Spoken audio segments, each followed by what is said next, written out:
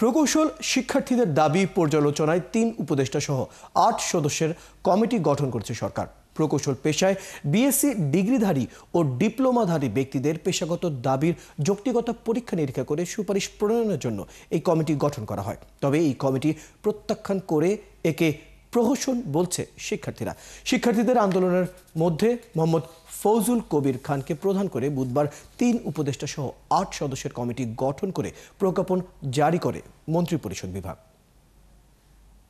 দুই দিক থেকে দুই রকম, বিএসসি ইঞ্জিনিয়ারদের দাবি একজন, গ্র্যাজুয়েট ইঞ্জিনিয়ারদের দাবি একজন, আর ডিপ্লোমা ইঞ্জিনিয়ারদের দাবি ভিন্ন।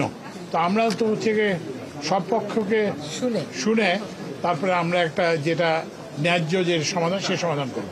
আমরা তাদেরকে বলবো যে আমরা তাদের সমস্যা নিয়ে বসবো, তাদের সবার দাবিগুলো শুনে যেটা আমাদের বিবেচনায় ন্যায্য এবং যৌক্তিক মনে হয় আমরা সেরকম একটা সিদ্ধান্ত দেব।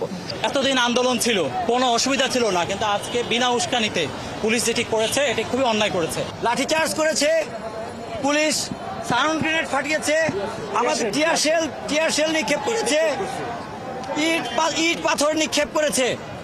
আমাদের প্রায় 50 জন ভাই তারা আহত হয়েছে। এটা একটা প্রহসনের কমিটি হয়েছে। এই কমিটিতে শুরুতেই বলা হয়েছে এটা বিএসসি এবং ডিপ্লোমা এই পেশাগত দ্বন্দ্বের নিরসনের কমিটি। আমরা স্পষ্ট বলতে চাই আমাদের সাথে ডিপ্লোমার কোনো দ্বন্দ্ব নাই। আমরা আমাদের যোগ্যতা অনুসারে দেশের জন্য প্রকৌশল খাতে সংস্কার চাই।